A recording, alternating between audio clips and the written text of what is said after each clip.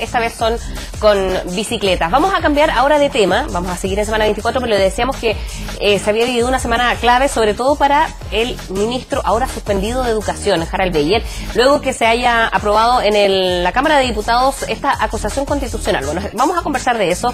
Ya está con nosotros nuestro invitado, está Fernando Atria, él es académico de Derecho de la Universidad Adolfo Ibáñez. ¿Cómo está, Fernando? Buenos días, bienvenido. Buenos días, muchas gracias. Bien, la semana clave es para Harald Beyer. ¿Qué pasó en el camino? ¿Que es un tema más político o efectivamente hay un argumento muy de fondo para que esta acusación haya sido aprobada finalmente en la Cámara de Diputados? Bueno, como se trata de una acusación política y no es un juicio estrictamente jurídico, tiene que tener ambos contenidos, ¿no? Es decir, ambas dimensiones. Hay una dimensión de política, de que por alguna razón hay algo importante respecto de la gestión del ministro Beyer que tiene que ser cuestionado políticamente. Y por otra razón, algunos aspectos de esa gestión cuentan como infracción a las leyes o dejar sin ejecución las leyes, ¿no? Y yo creo que esas dos cuestiones se juntaron. Se puede decir, el problema que se ha discutido es la inejecución de las leyes en las cuales ha incurrido el ministro. Entonces tiene ambas dimensiones y el fruto de esa convergencia de esas dos dimensiones, la que podríamos llamar política y la que podríamos llamar jurídica, Fernando, es la que llevó al resultado. Sí, una pregunta bien directa y para partir la entrevista. Tú, conociendo parte del texto, la exposición que vimos esta semana en la Cámara Baja, ¿crees que esa acusación constitucional, desde el punto de vista de cómo está concebido el mecanismo, debería haber pasado a la Cámara Alta o no? A ver, a mí no me cabe ninguna duda en el sentido... O sea, ¿cuál es la pregunta? Si la pregunta es plausible, que es correcto, no plausible, es correcto decir que se ha configurado en este caso algunas de las causales que la Constitución señala como causales que justifican la destitución de un ministro. Si esa es la pregunta, mi respuesta sería sí. Si la pregunta es políticamente sensato, en este caso, usar este instrumento ahora, yo también respondería que sí, pero eso es un juicio de distinto nivel. Dejemos de lado el tema político porque estamos en año electoral. Me gustaría saber si efectivamente el ministro Beyer ha vulnerado los pilares que estaban contenidos en el texto que expuso la diputada Sepúlveda, si es merecedor de una destitución finalmente. Bueno, yo la verdad no veo cómo puede... Yo no entiendo el argumento que ha defendido el ministro Beyer. Su defensa sostuvo dos cosas. Sostuvo que, sin prejuicio de que la ley caracteriza a las instituciones universitarias como instituciones sin fines de lucro, los contratos que terceros realizan con la universidad, incluido las inmobiliarias de las universidades, nótese que se habla de las inmobiliarias de las universidades, pero en fin, las inmobiliarias relacionadas, esos contratos no serían ilícitos, ¿no? Porque son contratos con terceros. Esa es una manera. Entonces, no hay ilícito que perseguir, por lo tanto no se me puede acusar, dice el ministro, de no haber perseguido el ilícito. Esa es la primera. La segunda, que ha dicho sistemáticamente en su defensa, es no tengo facultades para fiscalizar. El problema es que al mismo tiempo, vean ustedes, cosa de escuchar lo que el presidente dijo cuando lo fue a ver. Este es el primer ministro que ha luchado contra el lucro y que ha fiscalizado. Que son precisamente, entonces, ¿por qué lucha contra el lucro si el lucro no es ilegal? ¿Y cómo cabe la lucha y la ¿y cómo cabe la lucha y la no lucha en un mismo periodo de gestión? Es decir, ¿cómo el ministro Beyer puede haber vulnerado sus atribuciones para poder fiscalizar y luego haber luchado en contra del lucro? Eso sí que es un sinsentido. Sí, lo que yo estoy diciendo es, el ministro no puede decir, primero, que soy el primer ministro que ha fiscalizado y se ha opuesto al lucro, y al mismo tiempo decir, este lucro no es ilícito, y no tengo facultades para fiscalizar. No estoy hablando de lo que el ministro ha hecho todavía. Estoy hablando de que son dos... Da la impresión de que cuando tiene dos auditorios, ¿no? Cuando el auditorio, si me permiten la expresión, cuando el auditorio es la galucha, dice, y entonces está pensando en tratar de endosarle el problema a la concertación, que los 20 años que no hizo nada, entonces dice, este es el primer ministro que ha fiscalizado porque el lucro, etcétera. Pero cuando arma su argumento jurídico, dice, no tengo facultades de fiscalización y estos contratos no son ilícitos. Y eso, yo diría, es insostenible. ¿Me entiende? Uno diría, perdón, si no tiene facultades de fiscalización, pero las ha ejercido, ¿por qué los perjudicados con esas facultades no han ido a tribunales? Porque si no tiene facultades y a mí me perjudica un ministro en uso ilícito de sus facultades, lo primero que yo hago como perjudicado por el fiscalizador es ir a tribunales. Nadie ha ido a tribunales, no se ha ido a tribunales por estos asuntos. Entonces, o está ejerciendo facultades que evidentemente las tiene, tan obviamente las tiene que los afectados por ellas no van a tribunales, ¿no? O esa es una, y entonces tiene las facultades, o no las tiene. Y entonces yo creo que el ministro se ha puesto en una posición insostenible. Y con estos mismos argumentos, insostenibles por un lado y otro, ¿qué se viene entonces en el Senado? ¿No hay ninguna opción entonces para el ministro Beyer? Bueno, digamos, la cuestión de cómo están alineados los votos y qué es lo que va a pasar. A lo que me refiero más allá de lo político, pero ¿qué argumentos puede cambiar las cosas o el escenario de aquí camino al Senado? Bueno, yo no veo, dado lo... Mire, yo creo que si el ministro hubiera dicho que es algo de lo que en algún momento insinuó o dijo el exministro Villar, ¿no? Y con esto no estoy tratando de hacer, simplemente pensar el problema. El exministro Villar dijo, en ese momento no era la prioridad de política, ¿no? No era la prioridad de política perseguir al lucro, estábamos preocupados de otras cosas. Eso puede ser correcto o no, ese es otro problema, no me interesa. Pero la idea de que un funcionario público, como un ministro, puede decir, mire, yo tengo muchas cosas que hacer y tengo recursos limitados. Y mi juicio político me lleva a decir que yo tengo que enfocar mi acción en estas cuestiones y no en otras. Es en principio, sin prejuicio de que uno podría decir en ese caso que está equivocado, pero en principio yo creo que es perfectamente razonable. Eso es lo que una gente del Estado. Que eso es administrar, ¿no? Eso es disponer medios para conseguir fines. Y disponerlos racionalmente de acuerdo a la escasez de medios y a la importancia de los fines.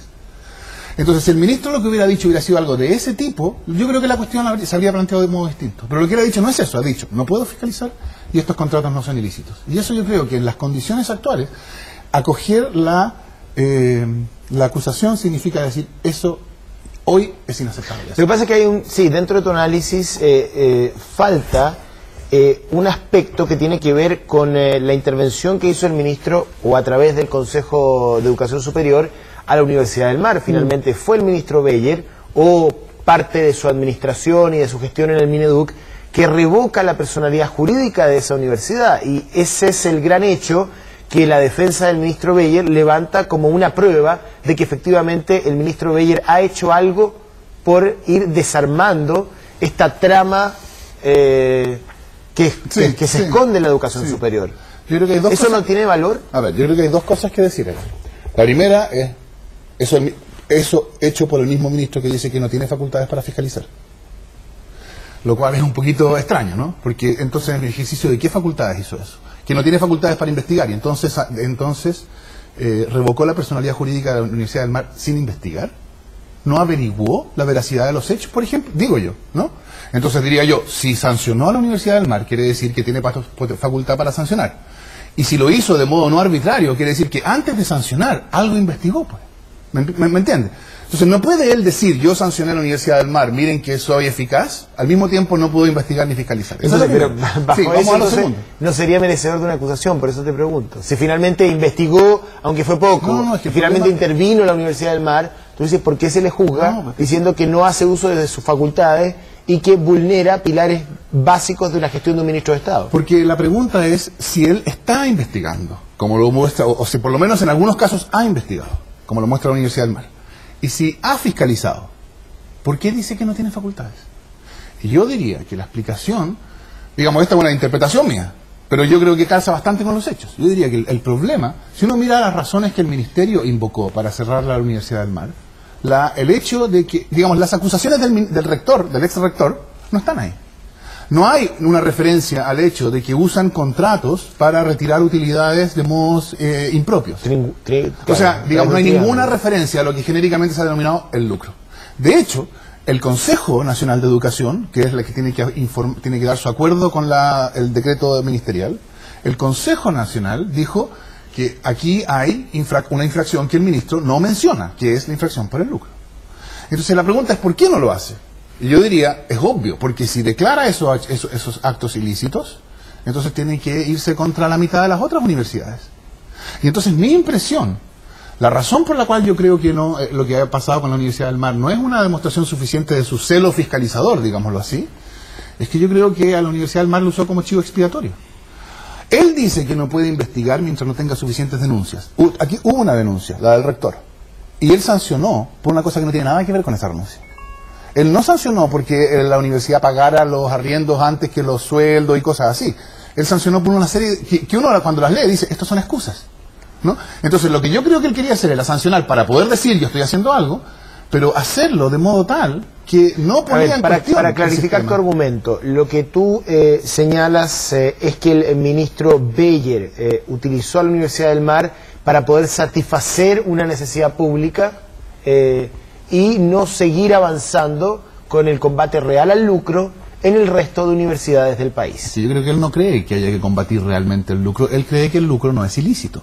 Pero es porque ilícito. Él cree que pues, vea la... el argumento, no, pero espérese, es cosa de ver ese la punto, sesión. discúlpame, da lo mismo lo que cree el ministro, porque ¿Pero cómo va a dar lo mismo si ese es el punto? No, porque de fondo está la ley. O sea, si el ministro cree o no en el lucro, es la opinión del ministro, es el análisis que el ministro hace de la realidad. Bueno, el ministro claro, entiende... pero la ley es clara. argumenta un poco eso, y es la defensa. Ahora, el argumento también de Alejandra Sepúlveda, por ejemplo, cuando uno la escuchaba ahí y decía, bueno, esto va a servir de precedente para que los próximos ministros de educación se fijen en el lucro. Eso, entonces, que uno dice, bueno, el premio consuelo de lo que pasa acá, ¿qué, en la práctica, qué es? ¿Que los próximos ministros entonces se detengan en el tema del lucro en la educación? No, a ver. Yo creo que es parte de la tarea de una autoridad del Estado, de un órgano público de la administración del Estado, como un ministerio, una superintendencia, decir qué cosas son más que otras. Y dedicarse más a las cosas más urgentes que a las cosas menos urgentes. Ahora, el problema es que al hacer eso, pueden dejar leyes sin ejecución, ¿no? Y entonces yo creo que la manera en que el Parlamento hace presente que una determinada comprensión del modo en que unas cosas se priorizan y no otras es inaceptable, es esta, es la acusación. Y entonces lo que la acusación significa es, ya no va a ser inaceptable que los ministros digan que tienen otras prioridades, al habitar, digamos, ¿me entiendes? Ya no, eso ya, a lo mejor, digamos, a lo mejor eso fue aceptable en el pasado o no, esa es otra discusión. El punto es que ahora ya no. Y eso lleva a otra cuestión que yo creo que es necesario mencionarla, aunque no tiene relación directa con la educación. Y es que una de las consecuencias de que la acusación constitucional sea aceptada es que acarrea la inhabilidad por 5 años de la persona destituida. Y esa consecuencia, que fue la consecuencia que liquidó la carrera política, por lo menos en ese entonces, de la ministra Provoste. Sí. Y yo creo que esa consecuencia es una vergüenza.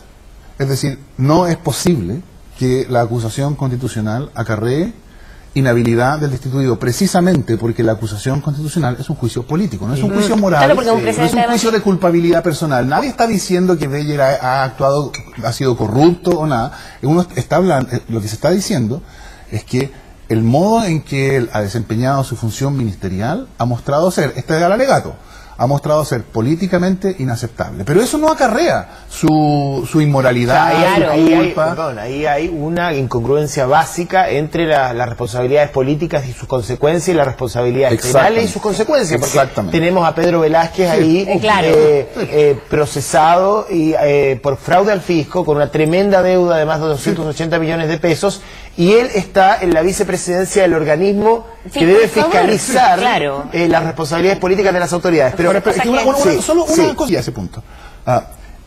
El hecho de que la acusación acarreara la inhabilidad por 5 años del acusado destituido, no es una regla propia de la tradición constitucional chilena. Esta es una regla inventada por Jaime Guzmán en la Constitución de 1980. Esto no existía bajo la Constitución de 1925, que era una constitución mucho más sensata, ¿no? La insertaron, pues esto no tiene sentido detenerse aquí, pero es parte de las reglas que insertaron como producto de su comprensión de lo que había pasado en Lupe, etcétera, por los enroques. Sí, pero es interesante detenernos brevemente en el punto histórico, porque para poder discutir esto con una mayor altura de miras, la Constitución del 25, tú que eres abogado constitucionalista, consideraba la acusación constitucional, pero bajo otras características, entiendo, que respecto del texto del 80. Sí, bueno, tenía algunas diferencias, pero la más importante es esta. Las consecuencias. No tenía inhabilidad. Y entonces, ¿qué pasó? O sea, te acusaban políticamente en el año 25, a partir del texto del 25, y tú quedabas destituido, pero podías eventualmente seguir siendo... No solo eventualmente, de hecho, lo que pasó durante la Unidad Popular fue que el gobierno entendía que estas acusaciones que el Congreso reiteradamente promovía, porque en el Congreso, la Unidad Popular tenía un Congreso en contra, ¿no? Tenía un Congreso con mayoría opositora. Y para la acusación bastaba la mayoría. No para la acusación presidencial, pero sí para la acusación ministerial. Entonces la oposición lo que hacía era acusar ministros y echarlos abajo. Y el gobierno decía, esto es pura politiquería, lo mismo que dice hoy día el ministro. O sea, esto es una guerra de guerrillas inaceptable, y yo por lo tanto, yo le demuestro al Congreso que yo estoy, mi indignación con esto, tomando al ministro que acaban de destituirme en educación y poniéndolo en salud. Porque finalmente la acusación constitucional es como lo que se conoce en otros países, no sé si tú estás de acuerdo con ese paralelo que yo voy a hacer, pero es como un retiro de voto de confianza. Bueno, yo creo que es bien importante notar que en algún sentido sí y en algún sentido no. A ver. Porque lo que tiene Chile es un sistema presidencial. El sistema presidencial es un sistema en que los ministros dependen de la confianza del presidente, no de la confianza del Congreso. Un sistema parlamentario es un sistema en que el gobierno entero depende de la confianza del Congreso. Entonces, en un sistema parlamentario, el Parlamento puede retirarle la confianza a un ministro o incluso al gobierno completo. Y eso produce la caída del ministro o la caída del gobierno completo. Lo que tiene la idea del retiro de la confianza es que el Parlamento no tiene por qué justificar por qué lo hace. El Parlamento dice, ya no tenemos confianza en este señor. ¿Por qué? ¿Por qué no? En este caso sí. Que es lo mismo que hoy día es la regla que en Chile rige para el presidente. El presidente no tiene por qué dar una razón de por qué le pide la renuncia a un ministro. Perfecto. Deja de servir como ministro porque ya no me da confianza.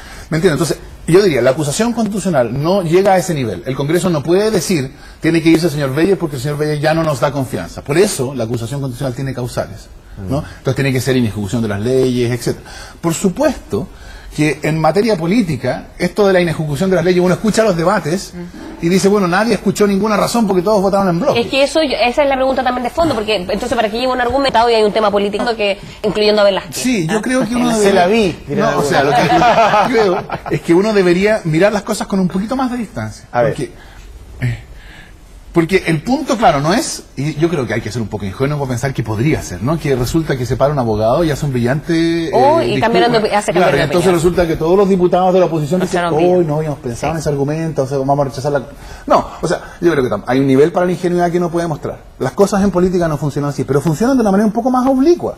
Y es que si la acusación es notoriamente injustificada o si es públicamente impresentable, entonces va a ser mucho más difícil para la oposición, para esta oposición que tantos problemas ha tenido con esto, ¿no?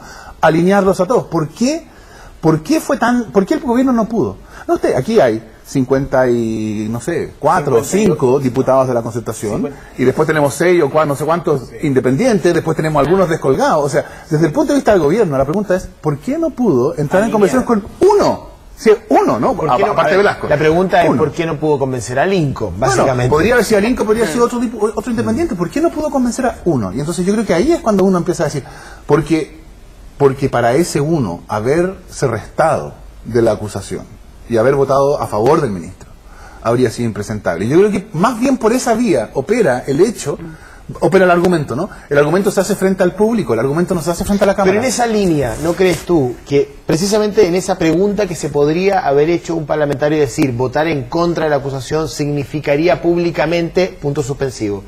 No significa que ahí hay un análisis no tanto de las responsabilidades políticas de Beyer, sino que hay un análisis ideológico respecto de qué sistema de educación queremos. Sí, bueno, sí. Votar hace 2 días atrás en la Cámara Baja era votar, y lo dijo el propio Andrade hace unos días atrás, votamos en contra del lucro. Es decir, Beyer es simplemente un símbolo. ¿No lo ves tú así? A ver, en parte sí. Yo creo que hay argumentos para decir el ministro Beyer ha defendido públicamente una interpretación de las leyes que niega sus facultades. O sea, yo creo que hay algo que decir acerca de lo que él ha dicho y hecho. Pero en el fondo, sí, por supuesto que sí. Y yo diría, esa es la razón por la cual que tenga como consecuencia la inhabilidad es inaceptable. Desproporcionado. Es enteramente inaceptable. Pero yo creo que es bien importante notar que es inaceptable precisamente por una razón más o menos parecida a la razón de por qué el binominal es inaceptable o por qué los quórums calificados son inaceptables. Porque son todos dispositivos insertados en la tradición constitucional chilena, ajenos a ella, insertados por la Constitución de 1980, que tenía una fijación con lo que ellos entendían que habían sido las disfuncionalidades y patologías que habían aparecido, habían llevado hasta la UP. ¿Me entiendes? Porque el punto de los enroques durante la UP fue lo que explica la inhabilidad, para evitar los enroques, ¿no? El punto de, bueno, podemos ir a todos los otros dispositivos constitucionales, pero entonces hay un conjunto de reglas constitucionales.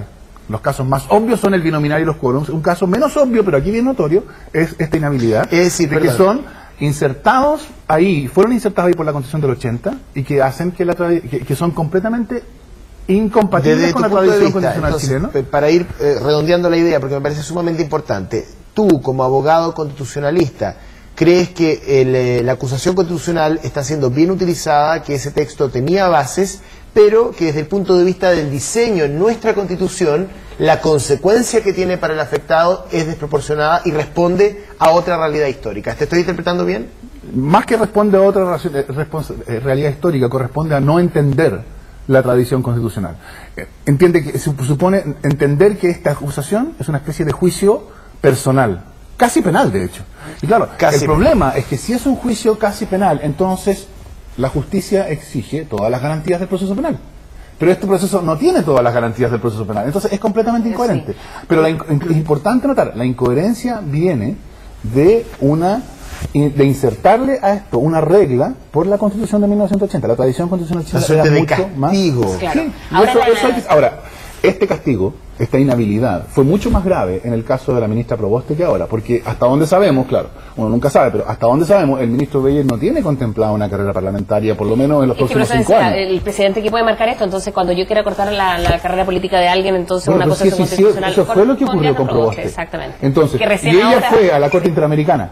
¿Recuerdan ustedes? Sí. ¿No? Yo creo que tenía razón en el fondo. Esto es una violación de mis derechos que es inaceptable. Fernando, a propósito de inhabilidad, ¿qué pasa con aquellos senadores que podrían estar de la concertación, que podrían inhabilitarse por tener eso también es un punto interesante. Sí, uno u otra relación con universidades, Soledad Alvear? Yo creo que cosas ha hablado de...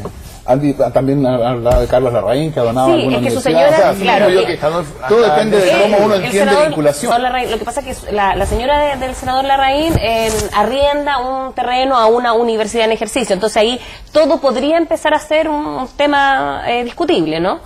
Bueno, yo creo que ahí hay dos cosas que hay que decir. La primera es que la votación en el Senado, la acusación en el Senado, es acogida en la medida en que haya una mayoría de los senadores en ejercicio.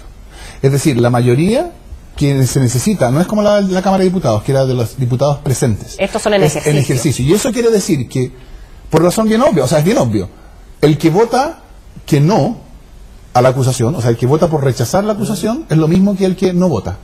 Porque se necesitan 20 votos en el Senado para acoger la acusación. Da lo mismo cuántos senadores haya ahí.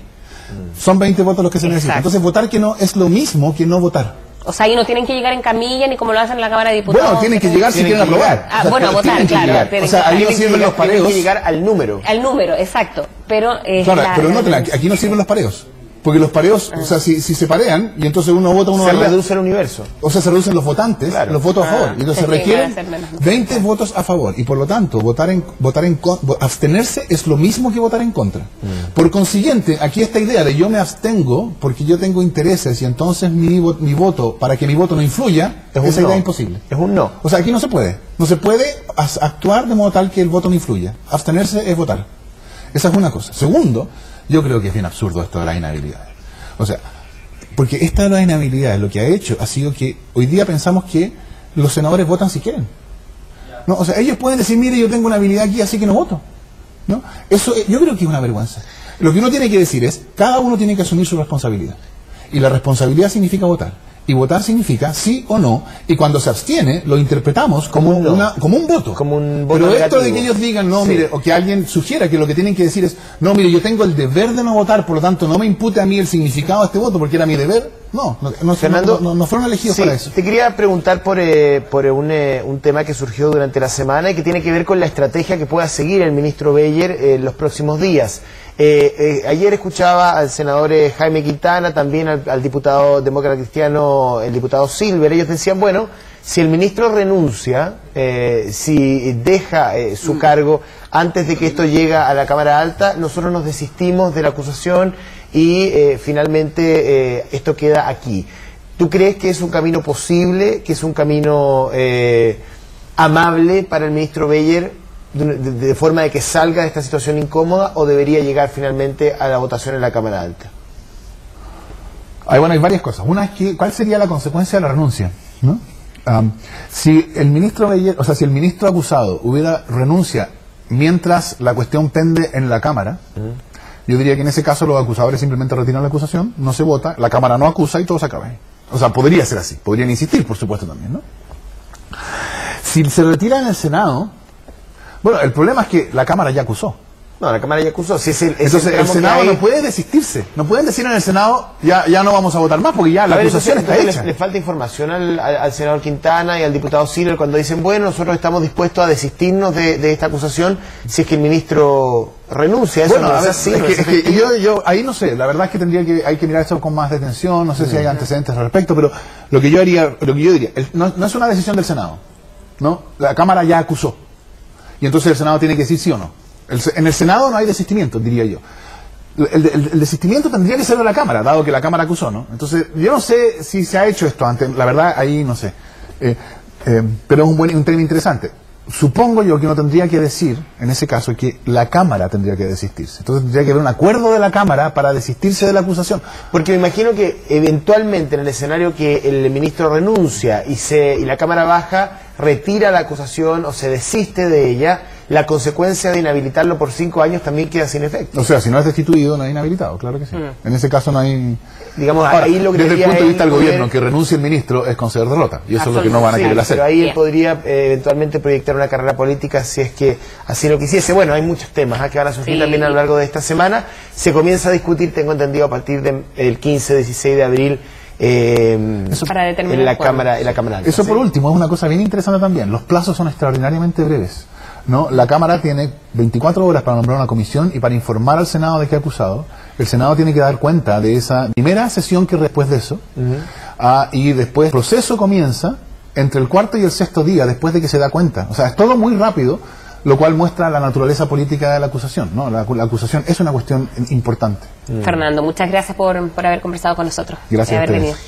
Bien, ha sido, bueno, es el tema de la semana, ¿no? Van a haber muchas más aristas políticas y también consecuencias, ¿no?, para el ministro Beyer. Vamos a ir a una pausa muy breve, estamos de vuelta con más entrevistas aquí en Semana 24. Usted que se está levantando, está bonito el día, hay un sol precioso, pero que no calienta nada. Así que no se deje engañar. Al menos en la mañana, así que no se deje engañar. Estamos dispuestos a seguir aquí en Semana 24 con más entrevistas, contexto, análisis. Ahí tenemos Vespucio con Vicuña Maquena, recorremos también las calles de Santiago. Ya estamos de vuelta, no se vayan.